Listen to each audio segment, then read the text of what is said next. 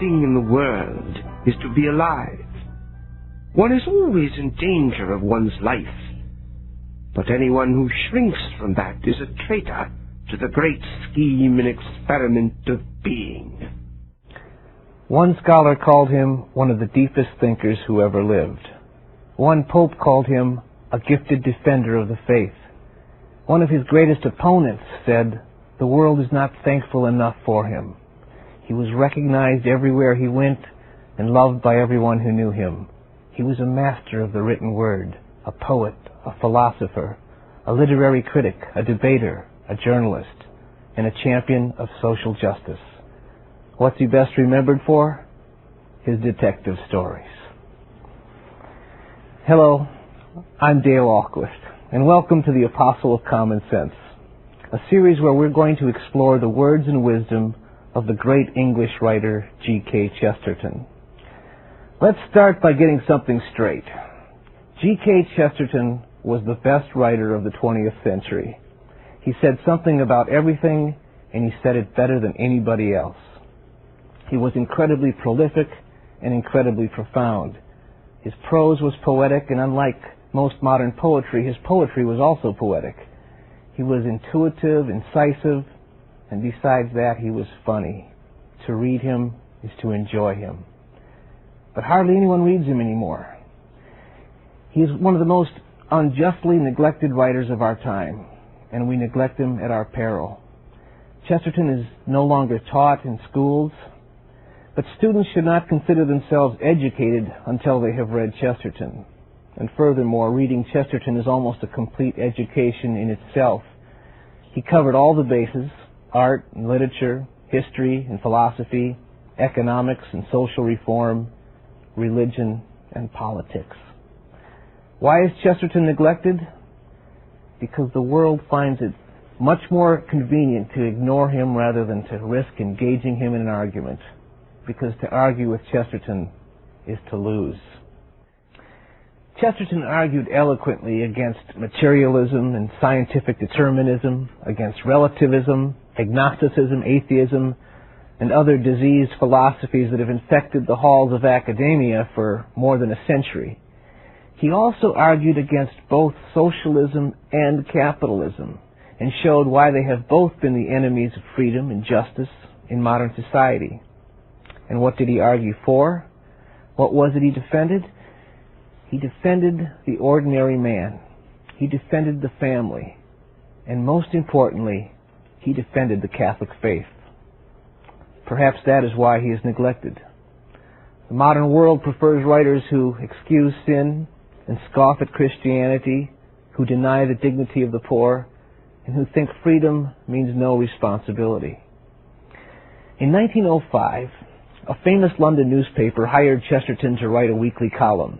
He was told he could write about anything he wanted, except religion and politics. Chesterton responded by saying there was nothing else worth writing about. Religious liberty is supposed to mean that everybody is free to discuss religion. In practice, it means that hardly anybody is allowed to mention it. Chesterton went ahead and wrote the column for the next 30 years. And every week, he wrote about religion and politics. He never backed away from controversy. But if you think about it, every controversy, every argument, every discussion is really about religion or politics, or both. Religion has to do with our relationship with God. Politics has to do with our relationship with our neighbor. These are controversial for the simple reason that all the problems in the world come from our failure to obey the two great commandments, to love God and to love our neighbor. The Bible tells us to love our neighbor and love our enemy, generally because they are the same person. Chesterton was controversial, and still is, because he took the trouble to defend simple, basic truths, the first things, the permanent things. In spite of what the newspapers say, in spite of what the colleges teach, and in spite of what laws the politicians make, most people hold certain basic truths in common. Chesterton said that the common things are not commonplace, they are terrible and startling. Death, for instance, and first love. But the common things are the basis of common sense. Chesterton called common sense that extinct branch of psychology. In the modern world, common sense and the common man are under constant attack. The modern world talks about how it has emancipated the common man. In fact, it has led to a new persecution of the common man. If it has emancipated anybody, it has in that rather narrow way emancipated the uncommon man. It has given an eccentric sort of liberty to some of the hobbies of the wealthy, and to some of the lunacies of those who call themselves cultured. The only thing that it has forbidden is common sense, as it would have been understood by the common people. In this series, we're going to be exploring Chesterton's message for the modern world and see why he can be called the Apostle of Common Sense. But first, let's learn a little bit more about the man himself. Gilbert Keith Chesterton was born in England in 1874 and died in 1936. He never went to college. He went to art school. In 1900, he was asked to contribute a few magazine articles on art criticism, and he then went on to become one of the most prolific writers of all time. He published over 15 million words. He wrote 100 books, contributions to 200 more, hundreds of poems and short stories, including, of course, the popular series of mysteries featuring the priest-detective Father Brown. Though he wrote in nearly every literary genre, he considered himself primarily a journalist. He wrote over 4,000 essays for several London newspapers, and he edited his own paper, GK's Weekly, for the last 11 years of his life. He was a popular lecturer and debater in his time, taking on such contemporaries as George Bernard Shaw, H.G. Wells, Bertrand Russell, and Clarence Darrow. He traveled to several countries in Europe and twice to the United States on lecture tours. G.K. Chesterton was a giant in every way. A massive mind and a massive body, he stood at a towering 6 feet 4 inches and weighed 300 pounds. His weight was the subject of many jokes, most of which he told himself. For instance, he said he was one of the politest people in England. After all, he could stand up and offer his seat to 3 ladies on a bus. Certainly he was recognized wherever he went. One young woman said to him, "Everybody seems to know you, Mr. Chesterton." To which he sighed, "If they don't, they ask." It's not too hard to understand why everyone recognized him. In order to keep him somewhat tidy, his wife dressed him in a huge cape and hat. That, along with his great weight, great height, and the tiny glasses on the end of his nose, full mustache, and cigar, and you have G.K. Chesterton. He also carried a sword stick. Yes, the sword in it was real, but he was never known to use it except to stab at the pillows in his study while he dictated an essay or a book chapter. He also carried a gun. He was never known to use that either, except, he claimed, when he heard someone say that life was not worth living. Then he'd take out the gun and offer to shoot the person. The supreme adventure is being born. Existence is still a strange thing to me, and as a stranger, I give it welcome. We should always endeavor to wonder at the permanent thing, not at the mere exception. We should be startled by the sun, and not by the eclipse. We should wonder less at the earthquake, and wonder more at the earth. The test of all happiness is gratitude. Thanks are the highest form of thought. You say grace before meals. All right. But I say grace before the play and the opera, and grace before the concert and pantomime, and grace before I open a book, and grace before sketching, painting, swimming, fencing, boxing, walking, playing, dancing. and grace before I dipped the pen in the ink. Chesterton was a marvelously clear thinker, but he usually had no idea where or when his next appointment was. He did much of his writing in train stations, since he usually missed the train he was supposed to catch. He once hailed a cab to take him to an address that turned out to be across the street. And he once sent a telegram to his wife which read, "M at Market Harborough, where ought I to be?" His absent-mindedness may have been legendary, but his present-mindedness may have been even more so. He could actually write an essay in longhand, while at the same time dictating a different essay to his secretary. This absent-minded, overgrown elf of a man who filled up a room when he entered it, and who laughed at his own jokes, and who would amuse children at birthday parties by catching buns in his mouth, this was the man who wrote a book which led a young atheist named C.S. Lewis to become a Christian. This was the man who wrote a novel that inspired Michael Collins to lead a movement for Irish independence. This was the man who wrote an essay in the Illustrated London News that first inspired Mohandas Gandhi to lead a movement to end British colonial rule in India. And this was the man who wrote a book that led to a wide revival of a writer who had been almost forgotten in England, Charles Dickens. When Chesterton burst upon the literary scene, he impressed readers and critics alike with his brilliant wit, his matchless style, and his artful use of paradox. A citizen can hardly distinguish between a tax and a fine, except that the fine is generally much lighter. Men do not differ much about what things they will call evils, but they differ enormously about what evils they will call excusable. A new philosophy generally means in practice the praise of some old vice. It is not always wrong to go to the brink of the lowest promontory and look down on hell. It is when you look up at hell that a serious miscalculation has probably been made. Take away the supernatural, and what remains is the unnatural.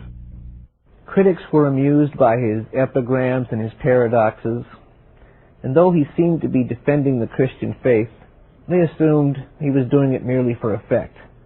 But when they found out he was defending it because he actually believed it, and not just for its shock value, they were, well, shocked. But in 1922, they were shocked even more when G.K. Chesterton joined the Roman Catholic Church. That a great man of letters should embrace the ancient faith of Rome was something of a scandal in the literary world and the intellectual establishment. They thought that Chesterton had suddenly become narrow, when in fact he became universal. What for them was a complete puzzle was for Chesterton himself the final piece of the puzzle, the completion of a complete thinker. We cannot emphasize this point enough, that Chesterton was a complete thinker. That is why he is such a challenge to the modern world. We have come to prefer incomplete thinking. We want things in fragments. That way we don't have to think about our inconsistencies. That way we don't mind when our jobs contradict our ideals or when our politics contradict our faith, because we keep each thing in its own watertight compartment. But Chesterton was utterly consistent. He was consistent because his faith touched everything. He wrote about everything, and everything he wrote was imbued with his faith. You cannot evade the issue of God. Whether you are talking about pigs or the binomial theory, you are still talking about Him. Now, if Christianity is nothing more than a fragment of metaphysical nonsense invented by a few people, well, then defending it, of course, means simply talking that metaphysical nonsense over and over again. But if Christianity should happen to be true, then defending it may mean talking about anything and everything. Things can be irrelevant to the proposition that Christianity is false, but nothing can be irrelevant to the proposition that Christianity is true. The fact that Chesterton wrote for a wide secular audience and always defended a Christian perspective is of course remarkable and unheard of in today's media. But while it's one thing to say we should read Chesterton because he was important, it's even better to be able to say we can read Chesterton because he's still fresh and accessible. His newspaper articles are not just a historical curiosity. They are as pertinent today as when he wrote them 3 generations ago. And while some of his books have never gone out of print, many of them are back in print again because of a growing interest from those who have rediscovered this writer who's no longer taught in the schools. But before you read Chesterton, be warned. He does not write like any other writer. You have to throw most of your expectations out the window and read him on his own terms. He will make you think. He will thrill you. He may frustrate you. He may try your patience. There may be times when he seems to be floating airily, going nowhere or going everywhere at once, and then, like a hawk, he will suddenly swoop to a conclusion that will startle you. You'll understand at once that nothing he said was irrelevant. But the most surprising thing about him is that there's nothing peculiar or bizarre or exotic about his ideas.